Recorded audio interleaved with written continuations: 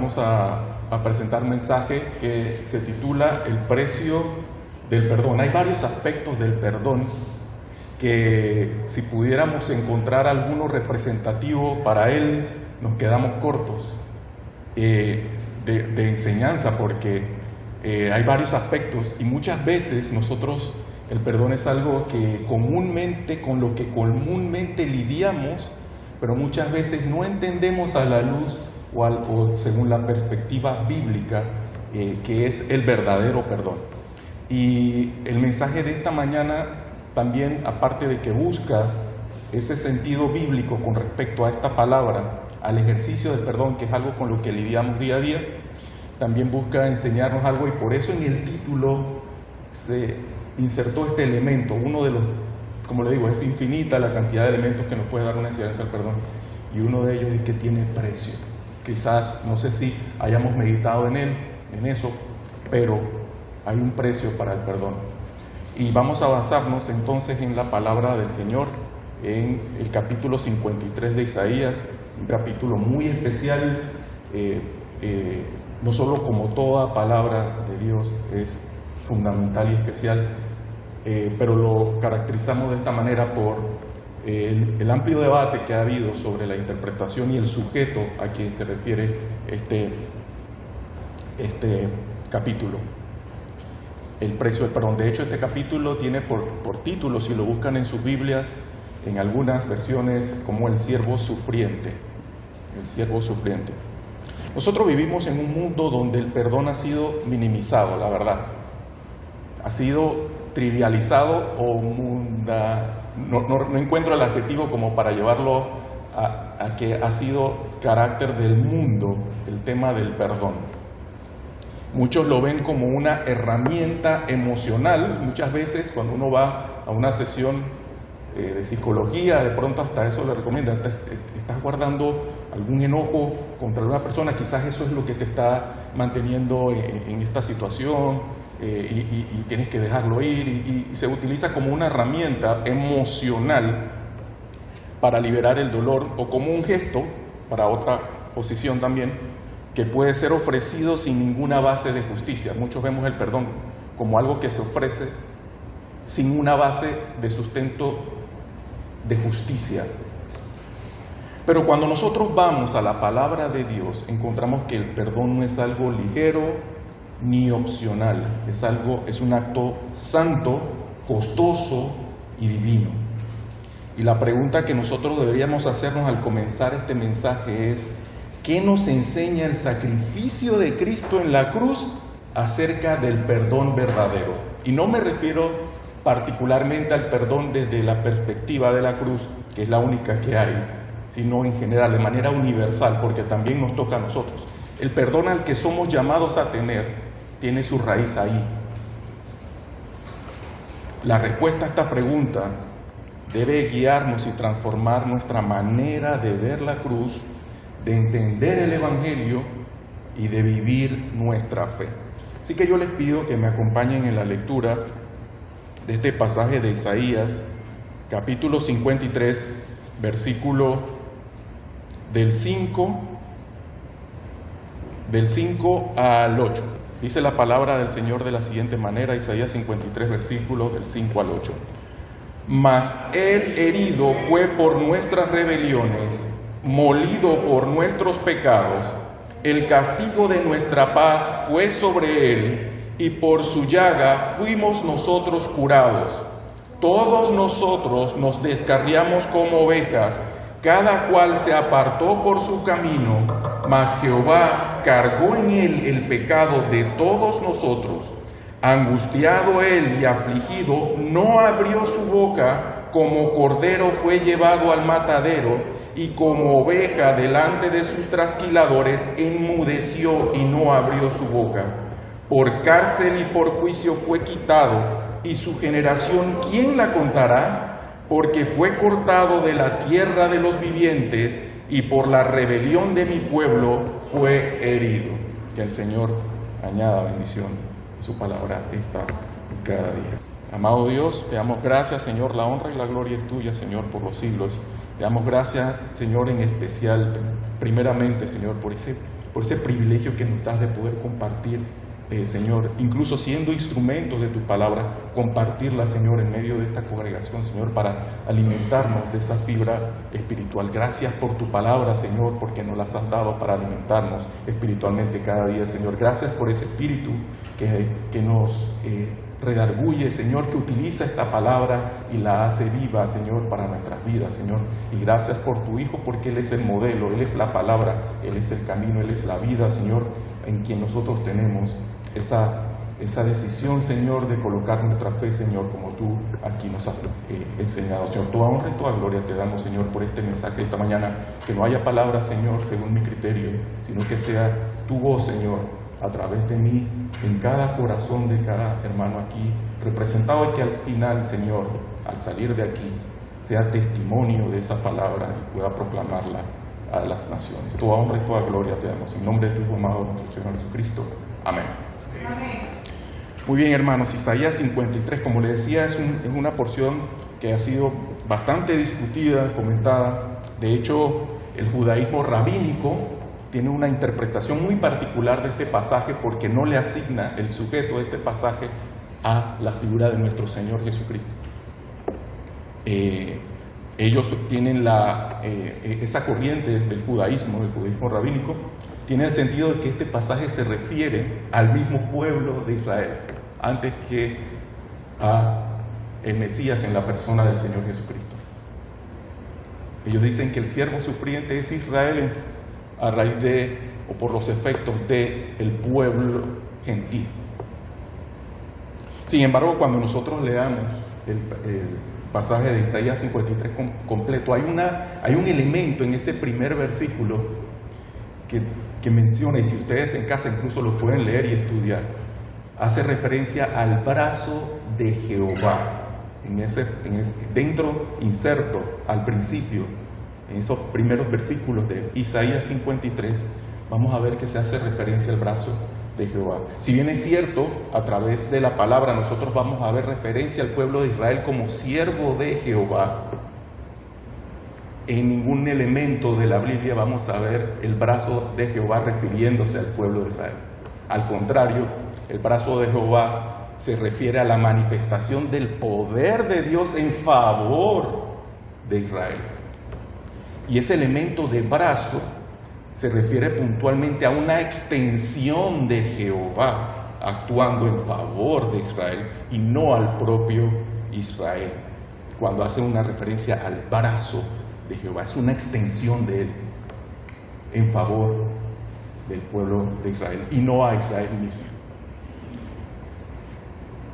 Este pasaje se ubica en el exilio babilónico, cuando el pueblo de Judá sufría las consecuencias de su pecado y anhelaba redención, como en muchos otros pasajes. Entonces Isaías profetiza con esta porción 700 años antes de la venida de nuestro Señor Jesucristo. 700 años antes. Y si ustedes leen el pasaje, hace una alusión perfecta con detalles a la persona de nuestro Señor Jesucristo, a su padecimiento. Hace una alusión perfecta a nivel de detalles. Yo estaba tratando de ubicar un evento histórico que hubiese ocurrido hace 700 años desde hoy, como para ver esa distancia en la que el profeta Isaías tuvo esta porción con tanto detalle antes de la llegada de nuestro Señor Jesucristo. Y encontré, por ejemplo, que en 1325, 700 años antes,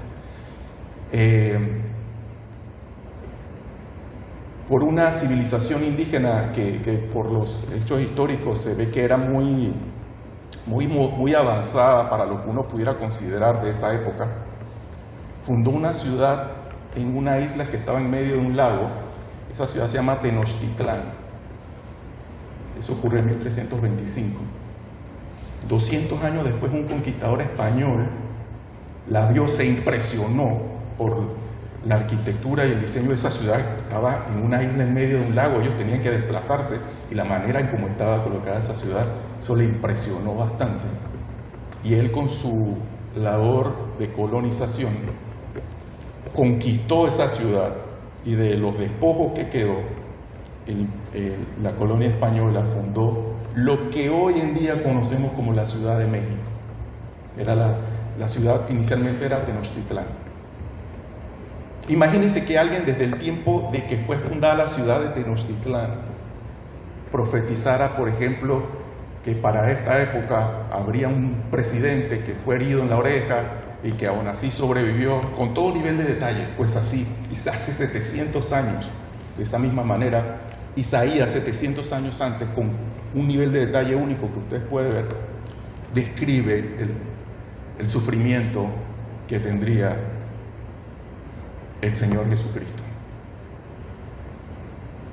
Básicamente este pasaje también forma parte del llamado Cántico del Siervo, en el que Dios revela que la salvación no vendría por medios militares ni políticos, sino por medio del sufrimiento de un siervo justo que tomaría el lugar de los culpables.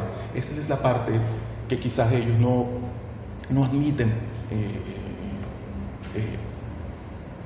en la interpretación de este pasaje, que este Mesías viniera no con un poder militar, sino a sufrir.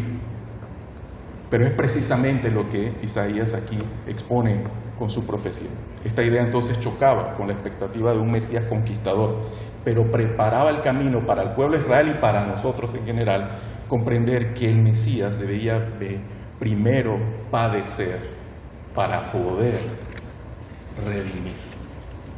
Ese fue el camino que el santo y el sabio Dios de toda creación diseñó para la redención, a través del sufrimiento de este siervo.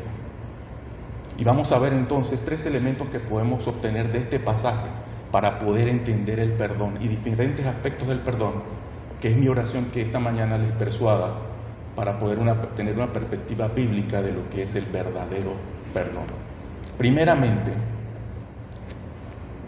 consideremos que el principal ofendido, solo el principal ofendido, tiene autoridad legítima para perdonar. Solamente el principal ofendido, hermanos, tiene autoridad legítima para perdonar. Inclusive en nuestras prácticas cotidianas nosotros reconocemos eso, pero quizás lo reconocemos muy superficialmente. Pudiéramos mostrar algunos ejemplos para ver cómo reconocemos eso, pero en otras situaciones no lo reconocemos. Isaías 53:5 dice: mas el herido fue por nuestras rebeliones, molido por nuestros pecados. Aquí este versículo nos muestra 2 verdades importantes. Primero, que el sufrimiento de Cristo fue sustitutivo. Hay una sustitución allí en el sufrimiento de Cristo. Es decir, Él sufrió en nuestro lugar. Y segundo, que los verdaderos culpables somos nosotros. Jesús no fue castigado por algo que Él hubiera hecho, sino por nuestras propias rebeliones. Siempre que pensemos en la cruz y vemos el sacrificio de Cristo, debemos pensar que Él murió por estos 2 elementos. Él murió por nosotros y en nuestro lugar. Con su muerte Él satisfizo 2 elementos importantes. La demanda de justicia de parte de Dios, por eso murió en nuestro lugar, porque el que tenía que estar ahí era cada uno de nosotros. Y murió por nosotros porque ese fue su sacrificio de amor, poder extender hacia nosotros el favor y el perdón de Dios, reconciliarnos con Él, y lo hizo por amor. Esos 2 elementos lo hizo en nuestro favor y también para satisfacer la demanda de justicia de Dios, o sea, también en nuestro lugar. Esos 2 elementos están allí en Isaías 53:5. Este lenguaje que ustedes ven allí tiene un sentido legal y judicial. Es como si una persona inocente estuviera recibiendo el castigo que en realidad merecen otros, pero la palabra molido allí no habla solo de un dolor físico, sino de un quebrantamiento total, tanto físico como espiritual. Cuando veamos esta porción de la palabra y vemos la palabra molido, no solo lo dejemos en la carga física, sino también en un quebrantamiento o un dolor espiritual. De hecho, en la profecía de Isaías, cuando la lean con calma en casa, vamos a ver que Isaías hace referencia particularmente al sufrimiento espiritual antes que el sufrimiento físico. Cristo cargó con el castigo porque nuestros pecados no son simples errores contra otras personas. Son en primer lugar una ofensa contra un Dios santísimo, como lo dice el Salmo 51. Por eso, hermanos, solo Dios, como el principal ofendido, tiene derecho de perdonar verdaderamente y legítimamente. El perdón, según la Biblia, hermanos, no empieza con nosotros perdonándonos entre nosotros, empieza de arriba hacia abajo, del cielo hasta el hombre. Es como el amor, hermanos. Solo podemos amar desde el momento en que hemos conocido el verdadero amor. Ese sacrificio en la cruz, esa última gota derramada en la cruz, esa manifestación de amor, solo al conocerla nos permite amar verdaderamente. Solo poder perdonar con el verdadero perdón es posible si tú conoces el perdón que has recibido en ese lugar. El principal ofendido, hermanos, de todo pecado, de toda acción que incluso hagas directamente contra un hermano, antes que ese hermano, es Dios.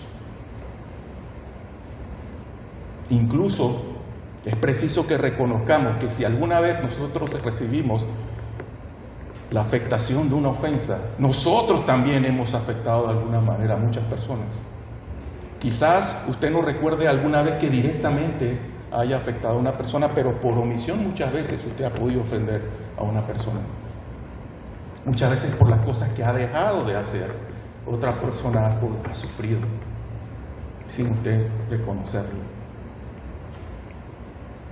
Personas cercanas, personas que le aman, han sufrido por el impacto de algo que usted ha dejado de hacer o por cosas pequeñas que quizás pensamos mundanas. ¿Se ha colado alguna vez usted en una fila? ¿Te ha ofendido de alguna manera a alguna persona? Para dar un ejemplo, algo trivial o más común o pasajero de lo que podamos pensar. ¿Ha dejado de hacer usted algo? Una vez leí un reportaje sobre cómo hubo una tragedia, por ejemplo, aeronáutica, en la que algunas personas que tenían la responsabilidad de hacer su trabajo, lo dejaron de hacer o sabiendo que se estaba haciendo mal, prefirieron no hablar y provocó una tragedia que impactó más de 100 familias. Esa persona que dejó de hacer es también una persona que ha ofendido o que ha lastimado a todas esas familias.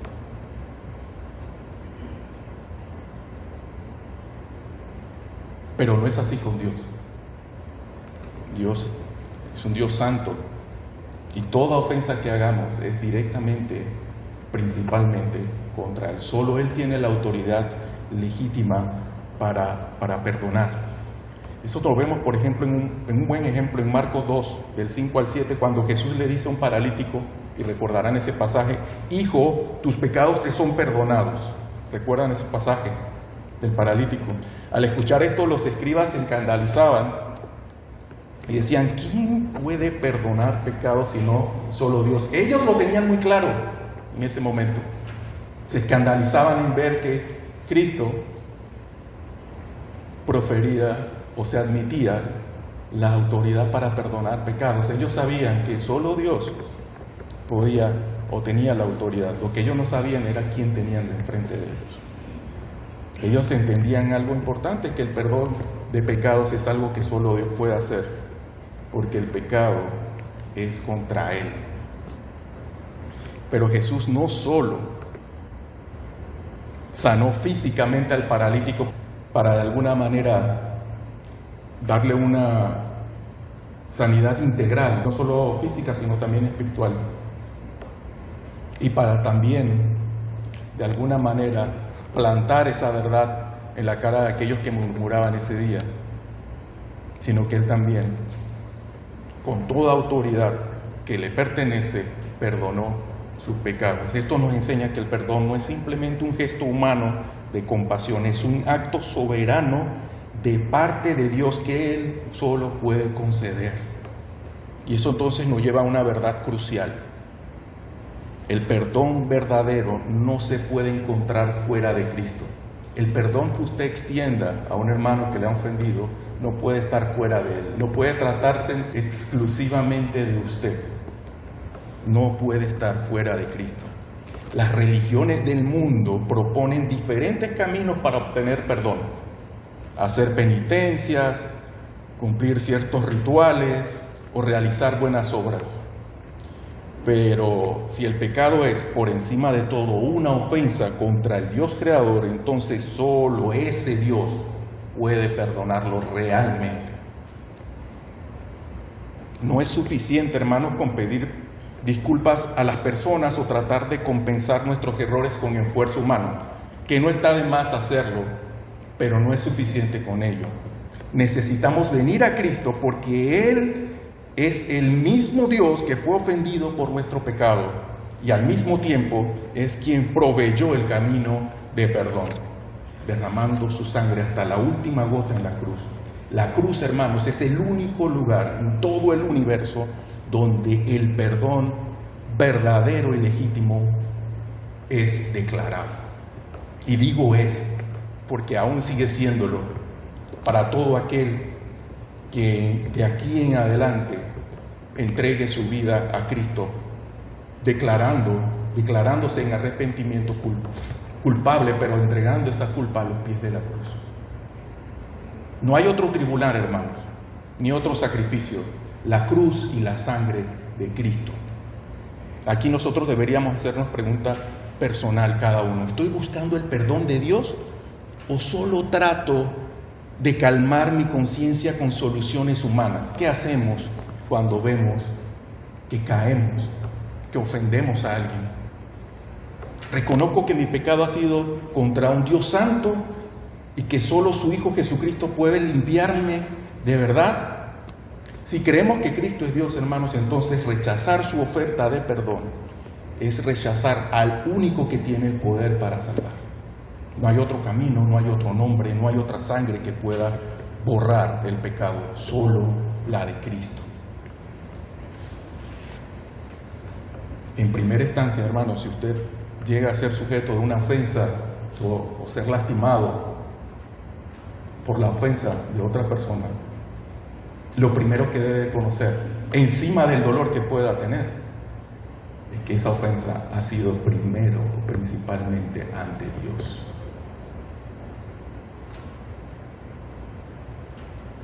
El segundo punto o elemento que pudiéramos extraer de este pasaje es que el que perdona asume sobre sí la carga de la ofensa. Este es otro principio del perdón del que tenemos que tener mucha reflexión. Primeramente, la ofensa, antes que a mí, es directamente contra Dios. O antes que el sujeto de alguna ofensa que usted haya hecho, directa, indirectamente, por omisión o como sea, antes que a ese hermano, es ante Dios. Y segundo elemento es que el que perdona está asumiendo sobre sí la carga de la ofensa. Y espero que ligando todo esto podamos ver hacia dónde va entonces este mensaje. Isaías 53:6 dice: todos nosotros nos descarriamos como ovejas, cada cual se apartó por su camino, mas Jehová cargó en él el pecado de todos nosotros. Este versículo nos da un diagnóstico claro y contundente sobre el ser humano. Todos, sin excepción, nos hemos apartado de Dios en algún momento. Por gracia, hoy en día, los que estamos aquí somos salvos, pero todos en su momento nos hemos apartado de Dios. Como ovejas sin pastor, cada uno decidió seguir su propio camino, haciendo su propia voluntad. Esa es la esencia del pecado, vivir como si no necesitáramos a Dios. Pero lo más importante o destacable en función del mensaje de este pasaje es lo que Dios hizo. Él tomó nuestros pecados y los puso sobre Cristo. Esa carga no fue algo simbólica o figurada, sino un acto real y legal.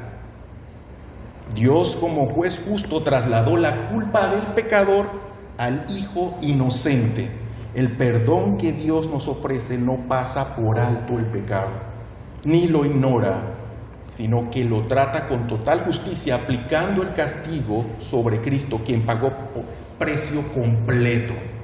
No quedó nada por saldar. Si Cristo en la cruz hubiese guardado algo para Él, no hubiera salvación. Porque nos hubiese tocado, y como lo hemos dicho antes, a nosotros pagar por ese pedazo que Él no pagó, y no tendríamos manera como hacerlo, porque es infinito. Solo Él, pagando con precio completo, pudo redimirnos de nuestros pecados. Eso se refleja claramente, por ejemplo, en lo que ocurría en el día de la expiación. Si tienen también en su casa, leer Levíticos 16. Ese día se escogían 2 machos cabríos. Uno se degollaba y su sangre era utilizada posteriormente o trasladada al lugar santísimo para redención de los pecados. Pero había otro cordero también en que el sacerdote colocaba y confesaba los pecados del pueblo sobre él, y ese macho cabrío era llevado al desierto para que el pecado fuera alejado o quitado de en medio del pueblo. Eso era un acto que ellos hacían de obediencia, que en el acto, no representaba la redención de ellos. Por su obediencia tenían el favor de Dios, pero a quien apuntaba era al sacrificio perfecto y verdadero, que era el de el Señor Jesucristo desde la cruz, quien fue el Cordero perfecto. Esa ceremonia era una imagen profética de lo que Cristo haría de forma real. Él no llevó el pecado simbólicamente, hermano, sino que lo cargó en su propio cuerpo cuando fue crucificado. Primera de Pedro 2:24. A diferencia del animal, que solo era alejado del campamento, como les contaba, Cristo fue llevado al juicio, al castigo y a la muerte, y lo hizo en nuestro lugar. Él fue el cumplimiento perfecto de lo que estos 2 machos cabríos representaban. Con su sangre nos redimió del pecado y nos quitó la culpa del mismo. El perdón verdadero, hermanos, tiene costo. Alguien debe cargar con la culpa. En el mundo muchas veces se perdona por costumbre o para evitar el conflicto sin que haya verdadera justicia. ¿Quién que perdona está considerando la justicia de Dios sobre ese pecado? Es algo complicado muchas veces de reflexionar y de conciliar. Pero Dios no perdona sin justicia. Él perdona porque ya castigó ese pecado en la persona de su Hijo. Por eso somos libres, no porque el pecado no importe, sino porque Cristo ya pagó su precio. Esta verdad, hermanos, y no sé si lo ha hecho con usted, nos debería humillar infinitamente. Debería quebrantar nuestro ego en este instante, si a usted todavía mantiene algo de ello. Si tú aún sientes el peso de tu culpa, si te sigues condenando por errores, recuerda que Cristo ya llevó esa carga por ti. No tienes por qué seguir llevándola tú. ¿Quién, habiendo visto esta verdad, puede retener perdón a alguien? Lo recibí de gracia inmerecida. ¿Quién puede retener la extensión del perdón de Dios a alguien? ¿Has reconocido que Cristo cargó con tu pecado personal, hermano? No estamos hablando de una culpa general o simbólica, sino de orgullo, mentiras, envidia, pensamientos impuros. Porque sí, muchas veces incluso hasta podemos participar de una conversación negativa sobre alguien y pensamos que no le estamos ofendiendo. Al participar de ella, inclusive no estorbarla o detenerla, tú estás siendo partícipe de un acto que ofende a otra persona. Si aún no le has entregado tu pecado a Cristo, hermano, eso significa que tú mismo lo estás llevando todavía y debes soltar esa carga y dejarla a los pies de la cruz. Un tercer elemento, ya habiendo visto que el directa principalmente ofendido de cualquier ofensa, antes que cualquiera de nosotros, es Dios. Y que al perdonar pecado, ese que tiene la autoridad para hacerlo ha cargado sobre sí ya la culpa. Vemos un tercer elemento en este pasaje, que es que el que perdona ama. ¿Cómo puede ser de otra manera cuando antepones la condición o salud espiritual de quien te ha ofendido antes de tu bienestar? Si estás asumiendo la carga de la ofensa del pecado para que un tercero que te ha ofendido tenga la misericordia de Dios por el pecado que ha cometido, tenga sanidad espiritual, y eso lo antepones a tu bienestar, por muy doloroso que sea, amas. El que perdona lo hace por amor y obediencia. No es tan difícil de explicar cuando ves y tienes a Cristo como modelo en la cruz. Lo hace obedientemente, sabiendo todas las implicaciones, y por amor. Ese es el carácter perdonador que debemos llevar para tener y ejercer el verdadero perdón, el perdón que la palabra no es una recomendación, esto es un mandato. Aquí no hay recomendación, es un mandato del Rey. Nos manda. Por eso que hay obediencia aquí en este elemento. Hay un mandato de perdonar porque fuimos perdonados. Isaías 53, 7 al 8 nos muestra que cómo fue ese sufrimiento de Cristo, callado, voluntario y obediente. ¿Ustedes se imaginan qué hubiese pasado si Cristo se hubiese defendido en ese momento? Si hubiese hecho uso de su privilegio para que una legión de ángeles le hubiese venido a rescatar de esa situación por la cual con mucho dolor y aflicción estuvo orando en Getsemaní. El texto ahí, si ustedes se fijan, dice: angustiado él y afligido, no abrió su boca. Esto no significa que Jesús fuera débil o indefenso. Él eligió sufrir en obediencia y por amor. Como un cordero llevado al matadero sin oponer resistencia, Él fue a la cruz sin protestar, sin defenderse, cumpliendo la voluntad del Padre, viendo la gloria que estaba delante de ese sacrificio, que era la redención de nuestros pecados, satisfaciendo la justicia demandada por un Dios infinitamente santo. El versículo 8 dice que fue cortado de la tierra de los vivientes. Esa es una forma de decir que fue ejecutado. Esa parte que dice fue cortado de la tierra de los vivientes. ¿Por qué? Pues porque por la rebelión de mi pueblo fue herido. Por eso, Cristo no murió por su pecado, sino por el nuestro. Lo hizo por obediencia al Padre, pero también por amor a un pueblo rebelde. Ese amor no fue pasivo ni superficial. Eso fue un amor real que lo llevó a dar su vida por quienes incluso lo habían ofendido. Un ejemplo conmovedor de esa clase de amor lo vemos en Juan 13, cuando Él lava los pies de sus discípulos, sabiendo de antemano que uno le iba a traicionar, otro lo iba a negar y de alguna manera todos lo iban a abandonar en ese momento. ¿Por qué lo hizo? Porque los amó hasta el fin. Ese acto fue más que una lección de humildad, hermano. Fue una expresión práctica del amor obediente que lo llevaría hasta la cruz por ellos. Cristo no esperó a que ellos cambiaran primero ni a que lo valoraran. Él murió por nosotros cuando aún éramos pecadores y usted aún no existía. El que perdona lo hace no porque el otro lo haya ganado, sino porque ama y obedece a Cristo. El fundamento del perdón está allí.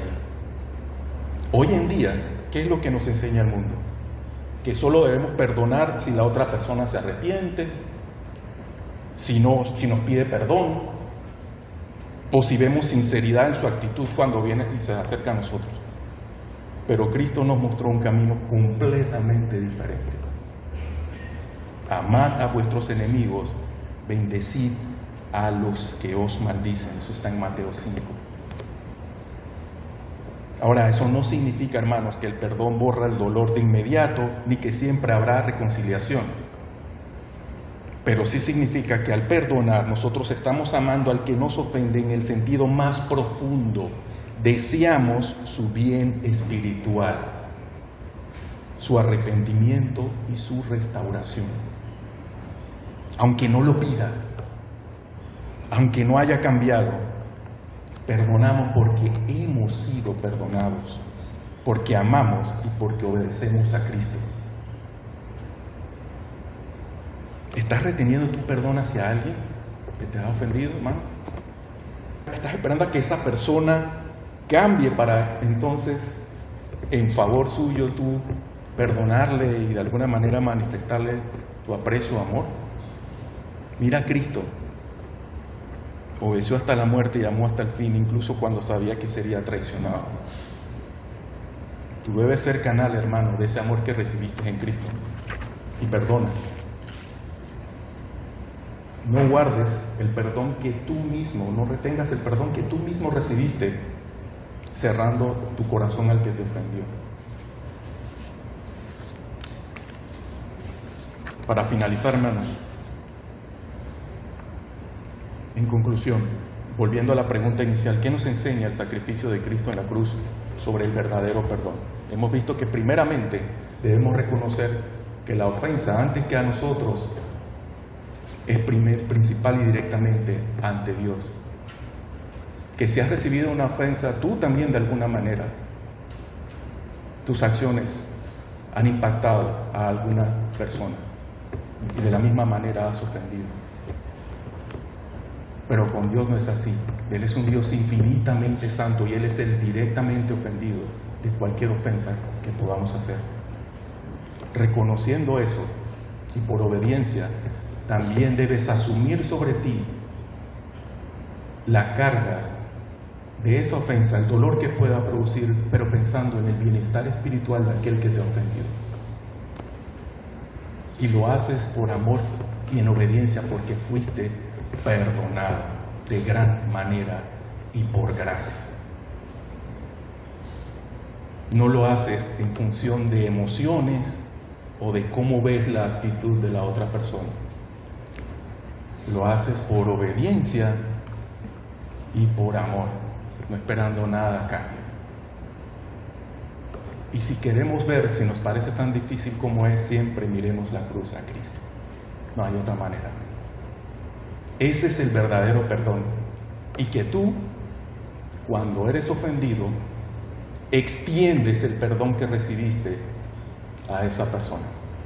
Estás extendiendo el perdón que recibiste a esa persona. Es un perdón que no nace directamente de ti, vino del cielo. Tú lo recibiste y lo extiendes a otros. Primero, el perdón no es liviano ni humano. Para responder la pregunta de qué nos enseña el sacrificio de Cristo en la cruz sobre el verdadero perdón. Primero, que el perdón no es liviano ni humano, no nace de nosotros, ni es un simple acto emocional tampoco. Es divino, costoso y movido por un amor de la eternidad. Dios, siendo el ofendido, no ignoró la culpa, la asumió en Cristo, y esa es la esencia del Evangelio, el inocente cargando la culpa del culpable por pura gracia. Segundo, que no hay mejor forma de mostrar ese Evangelio que perdonando como Cristo te perdonó a ti.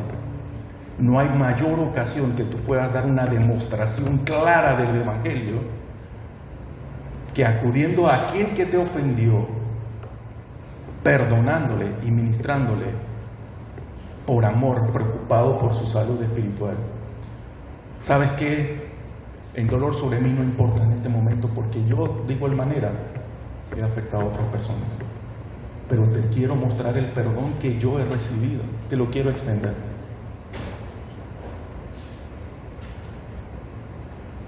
De esa manera no hay una mejor demostración de lo que el Evangelio ha hecho en tu vida. demostrarle a esa persona lo que es el Evangelio. De eso se trata. Esto significa asumir el dolor, sí, pero también extender ese perdón que tú recibiste. Y ese es el mandato que nosotros tenemos como hijos de Dios, y lo cumplimos por amor y obediencia. Y tercero, que si tú has sido perdonado, ahora estás llamado a vivir como alguien que también perdona. No guardes lo que recibiste, no lo escondas. Tienes que ser un canal de perdón hacia otros. Así se transforma una vida, se gana una familia. Damos testimonio como una iglesia que ama a Cristo.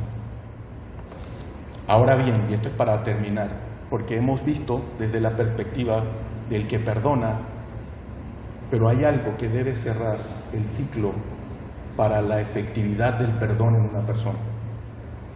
Para que ese perdón sea efectivo, eficaz en quien causó la herida, es necesario que esa persona reconozca su pecado, se arrepienta y confíe en Cristo. Reconozca que la falta principal la ha hecho sobre un Dios santo y fuego consumidor. Debe arrepentirse. Usted puede extenderle su perdón, preocuparse por su salud espiritual y ministrarle, pero esa persona, para que ese perdón que usted le ha extendido sea efectivo o eficaz en su vida, debe arrepentirse de sus pecados y reconocer que ha ofendido primeramente a Dios. Si tú has sido ofendido, extiendes ese perdón, tienes la oportunidad de seguir hablando con esa persona, hazlo con gracia y verdad. En el nombre de Cristo, hazlo.